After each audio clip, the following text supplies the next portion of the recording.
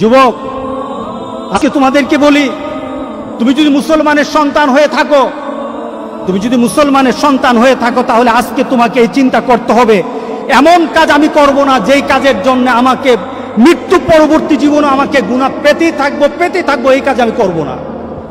এটা মুসলমান, এটা হলো মুহাম্মদ সাল্লাল্লাহু আলাইহি সাল্লামের কলিজার টুকরা উম্মত, এটা হলো উম্মতের পরিচয়। আজকে আপনি আশ্চর্য হবেন, গোটা পৃথিবীতে এখন নেট ব্যতীত মানুষ থাকতে পারে না।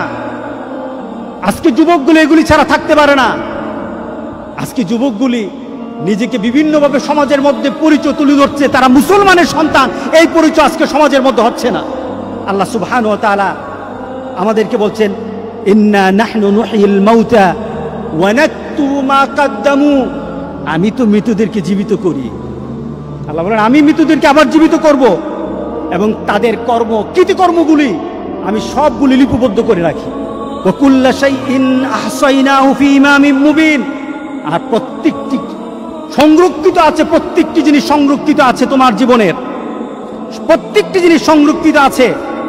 যুবক, তোমার জীবনটা যদি, তোমার চলাটা যদি কুরআন এবং সুন্নাহ অনুযায়ী হয়, আল্লাহর রাসূল আর নেককার বান্দারা যেমন সুন্দর মউত পেয়েছে, রাসূল সাল্লাল্লাহু আলাইহি সাল্লাম বলেন, তোমাদের মউতও তত সুন্দর হয়ে যাবে, তোমাদের মউতও তেমন সুন্দর হবে।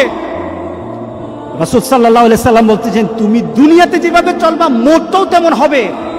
কোনো ধরনের খারাপই যদি তোমার মধ্যে থাকে, তুমি যদি খারাপ নীতিতে চলো, তুমি খারাপ দৃশ্য নিয়ে চলো, তোমার হাতে খারাপ থাকে, তোমার ঘুমের সময় খারাপ জিনিস তোমার সাথে থাকে, তুমি তোমার বন্ধু বান্ধবের সাথে যখন আড্ডা দাও তখন তুমি খারাপ কোনো দৃশ্য নিয়ে তুমি কথা বলো, তুমি তোমার বন্ধু বান্ধবের সাথে যখন কথা বলো তোমার ভিতরে খারাপ চিন্তা থাকে, তোমার মতটাও তেমন খারাপই মত হবে। কে বলেছেন? মুহাম্মদুর রাসূলুল্লাহ। বিশ্বাস হয় না? মুহাম্মদ সাল্লাল্লাহু আলাইহি সাল্লাম বলে গেছেন, তোমার মতটা তেমন হবে। শুধু তাই নয়, কামা তামুতুন্না তুবাসুন, যেমন তোমার মত হবে তেমনই ভাবে তোমাকে আখিরাতে উঠানো হবে। এরপর রাসূল সাল্লাল্লাহু আলাইহি সাল্লাম বলেছে, তোমার মতটা যেমন, তোমাকে উঠানো হবে ওই নীতিতে যেমন ভাবে তুমি মরেছো। শুধু তাই নয়, কামা তুবাসুন তুশারুন, যেমন ভাবে তোমাকে হাসর করা হবে, যেমন ভাবে তোমাকে উঠানো হবে তেমন ভাবে তোমার হাসর হবে। সুতরাং দুনিয়া যেমন হাসর তেমন, দুনিয়া যেমন মত তেমন, দুনিয়া যেমন কবর তেমন। আজকে সবার ভিতরে একটা কথা বলি, আমাদের জীবনটাকে আমরা সুন্দরভাবে চালাতে চাই, এই জিনিসটা আমাদেরকে ধ্বংসের দিকে নিয়ে যাচ্ছে। যতটুকু উপকার আসা দরকার তার থেকে ক্ষতিটা বেশি হচ্ছে। আজকে যদি সমাজে সন্ত্রাসী শিখতে চায় তাহলে এখান থেকে সন্ত্রাসী শিখে, ছোট ছোট বাচ্চারা পর্যন্ত সন্ত্রাসী স্টাইল শিখে কিভাবে মারামারি করতে হয়, সব কিছু এখান থেকে শিক্ষা হয়। যদি তোমার ভিতরে দিনদারি হয়, সেটা তোমার আল্লাহর তরফ থেকে তোমার প্রতি একটা করুণা, তুমি ভালো কিছু বের করতে পারো, ভালো কিছু বের করতে পারো। এটা ভালোর দিকেও নিয়ে যায়, খারাপের দিকে নিয়ে যায়, তবে খারাপের দিকের সংখ্যাটাই বেশি। তাহলে আজকে আমরা এই নিয়ত করব যে আমাদের চোখকে হেফাজত করব। কারণটা কি? এই চোখ সম্পর্কে প্রশ্ন করা হবে, আমাদের যৌবন সম্পর্কে প্রশ্ন করা হবে। রাসূল সাল্লাল্লাহু আলাইহি সাল্লাম বলেছেন, সামনের দিকে অগ্রসর হওয়া যাবে না যতক্ষণ পর্যন্ত তার প্রশ্নের উত্তর দিতে না পারবে ততক্ষণ হবে না। সেটা কি? আন উমরিহি ফিমা আফনাহু, তোমার জীবনটাকে তুমি কিভাবে পরিচালনা করেছো। আরেকটা হলো শাবাবি ফিমা আবলাহু, তোমার যৌবনকে তুমি কিভাবে ব্যয় করেছো। এই প্রশ্নগুলো আসবে। কবরে যেমন প্রশ্ন, হাসরের ময়দানে প্রশ্ন আছে। তাহলে চলুন আমরা পরিবর্তন হয়ে যাই। এই চোখকে আল্লাহ সুবহানাহু ওয়া তাআলা, প্রত্যেকটি মানুষের চোখ যেন আল্লাহ হেফাজত করে, প্রত্যেকটি মানুষের কানকে যেন আল্লাহ হেফাজত করে। আল্লাহর কাছে বেশি বেশি করে চান। চোখ যদি ধরা খেয়ে যায়, কান যদি ধরা খেয়ে যায়, বাঁচার আর উপায় নাই।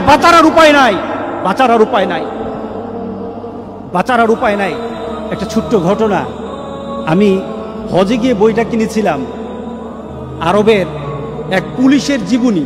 সে তার পুলিশের চাকরি করতে গিয়ে জীবনে যে যে ঘটনাগুলি তাকে তার হৃদয়ে দাগ কেটেছে, এমন কিছু ঘটনা সে জানিয়েছে। তার ডিউটি ছিল এক পুলিশ, সে একটা অ্যাক্সিডেন্ট হলো, দৌড়ে গেল, পুলিশ তাড়াতাড়ি তার কাছে গেল, দেখলো একটা যুবক গাড়ি অ্যাক্সিডেন্ট করেছে। সে তাড়াতাড়ি সে ছেলেটার কাছে গেল, দেখলো যে তার ছেলেটার অবস্থা খুব খারাপ হয়ে গেছে, কিন্তু তার গাড়ির মধ্যে কোরআন তেলাওয়াত হচ্ছিল। গাড়ির মধ্যে কি চলছিল? কোরআন তেলাওয়াত চলছিল। গাড়িতে কোরআন তেলাওয়াত চলছিল। সে ড্রাইভ করতেছে, সে কোরআন তেলাওয়াত শুনতেছিল। ওই মুহূর্তে সে অ্যাক্সিডেন্ট হয়েছে, তার মুখে যেন বিড় করে কোরআন তেলাওয়াত চলছিল।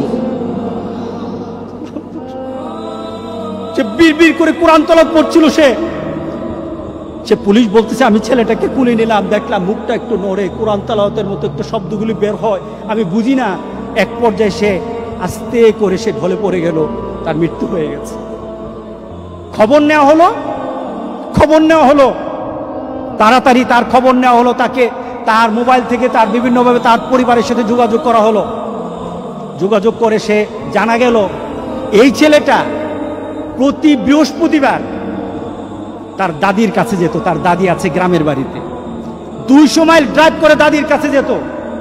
প্রতি বৃহস্পতিবার যেত, দাদির সাথে থাকতো, শুক্রবার নামাজ পড়ে আবার সে ফিরে আসতো, রিয়াদে চলে আসতো। প্রতি বৃহস্পতিবার যেত, আর যাওয়ার সময় সে গাড়ির মধ্যে কোরআন তেলাওয়াত ছাড়তে কোরআন তেলাওয়াতের সাথে মুখ মিলাতে পড়তে সে দাদির কাছে বসতো, আবার বাড়ি থেকে ফিরে আসতো। এটা ছিল তার অভ্যাস। লং ড্রাইভে বের হতো, কোরআন তেলাওয়াত শুনতে যেত। সেইভাবে কোরআন তেলাওয়াত শুনতে কোরআনের অনেকটা হাফেজ হয়েছিল। ছেলেটা কোরআন তেলাওয়াতের সাথে দুনিয়া থেকে বিদায় হয়ে গেল। আরেকটা ছেলের অ্যাক্সিডেন্ট সে বর্ণনা করলো। অ্যাক্সিডেন্টের সাথে কাছে গেল, গিয়ে দেখলো গাড়িতে গান বাজে। তো সে বললো, পুলিশ বলতেছে, আমি তাড়াতাড়ি তাকে কুলে নিলাম, তাকে চেষ্টা করলাম তার শেষ মুহূর্তে একটু কোরআন তেলাওয়াত শোনানোর জন্য, একটু তালকিন করার জন্য, কলেমা পড়া শিখে তাকে একটু শোনানোর জন্য। যতবার আমি তালকিন করি, যতবার আমি লা ইলাহা ইল্লাল্লাহ, যতবার আমি কালেমা পড়াই, ততবার সে গান গায়। নাউজুবিল্লাহ বলি। কারণ তার মধ্যে কিসের গানের যে স্মৃতি, গানের যে একটা মানসিকতা, গানে এতক্ষণ শুনতে ভিতরে যে গানের একটা ভালোবাসা তো তার রয়ে গেছে, যায় না। যেমন তার দুনিয়ার জিন্দেগি ছিল, তেমন তার মৌত হয়েছে। গান শুনতে সে চলছিল, আর গান শুনতে তার মৌত হলো। এবার বলেন তো দেখি, তাকে কাল হাসুরের দিন কি কোরআন তেলাওয়াত অবস্থা উঠবে নাকি গান অবস্থা উঠবে? বলেন। তুমি জানো না তোমার মৌত কখন, পৃথিবীর কেউ জানে না তার মৌত কখন। সুতরাং তোমার মৌতটা যেন এমন না হয়, মৌতের পরে এমন রেকর্ড তোমার দুনিয়াতে থাকবে যে রেকর্ডের কারণে তুমি কবরে শুয়ে গুনাহ পাবা। এমন রেকর্ড যেন তোমাদের না থাকে। আমাদের এমন সতর্ক হওয়া দরকার আছে কিনা বলেন? আমরা আরেকজনকে বলবো, আমাদের বন্ধুদেরকে আহ্বান করব, এই কাজ আমরা করব না। আপনাদের পরিবারে আপনাদের সন্তানগুলি তাদের মোবাইলগুলি কি অপারেট করে, এই মোবাইলগুলি দিয়ে তারা কি করে, আপনাদেরকে এটা চেক করতে হবে, দেখতে হবে আপনাদের সন্তানেরা কি করে। যুবক, তোমাদের জন্য খুব কঠিন সমাজ তোমাদের সামনে। আমার সবচেয়ে একজন প্রিয় আরবের এক আলেম শেখ মোহাম্মদ আল আরিফি অত্যন্ত তেজস্বী কথা বলে, অত্যন্ত ঘটনমূলক কথা বলে। ওনার একটা আলোচনায় উনি বললেন, ওনার এক বন্ধু, যুবক শুনো, ওনার এক বন্ধু সে ইন্টারনেটে খুব এক্সপার্ট ছিল। সে একবার সার্চ করে একটা ইন্টারনেটের ওয়েবসাইটে ঢুকে গেল। ঢুকে গিয়ে দেখলো ওয়েবসাইটটা একটা নোংরা ওয়েবসাইট, সেটাকে চিনল। এরপরে শেখের কাছে এসে বলল, শেখ, আমি ওয়েবসাইটে ঢুকে যা দেখলাম এটা বিশ্বাস করার মতো না। কি দেখেছেন? শেখ জিজ্ঞাসা করলো, কি দেখেছেন? দেখলাম একটা যুবক একটা ওয়েব পেজ কিনেছে, অনেক টাকা দিয়ে কিনেছে। তার 5 বছরের জন্য একটা কন্ট্রাক্ট করেছে, টাকা দিয়েছে 5 বছর। কি ব্যাপার? 5 বছর ওই কোম্পানি তাকে প্রতি সপ্তাহে বিভিন্ন ছবি লুট তাকে করবে, সেন্ড করবে, বিভিন্ন ছবি পাঠাবে প্রতি সপ্তাহে। সে টাকা দিয়ে সেটা কন্ট্রাক্ট করেছে, এটাকে পেজটাকে কিনেছে, একটা ফাইল করেছে, তার বন্ধু বান্ধবকে বলেছে আমার কাছে এমন একটা পেজ আছে, তোমরা যদি মনে চায় তোমরা লিঙ্ক দিতে পারো, আমার সাথে শেয়ার করতে পারো। যুবক শুনে নাও, তুমি আমার সাথে শেয়ার করতে পারো। তার বন্ধুরা আনন্দের সাথে বলল, যদি তোমার সাথে ঘুরি তাহলে পয়সা দিতে হবে নাকি? না, পয়সা দেওয়া লাগবে না, পয়সা তো আমি দিয়ে দিয়েছি, আমি এই ফাইলটা কিনে নিয়েছি, প্রতি সপ্তাহে আমার কাছে ছবি আসবে, আর তোমরা যদি আমার সাথে লিঙ্ক করো আমি এটাকে শেয়ার করে দেব, সাথে সাথে তোমাদের সাথে চলে যাবে। সে O2 ফরওয়ার্ড করে দিল, তার সকল বন্ধুর তালিকা দিয়ে O2 ফরওয়ার্ড করে দিল।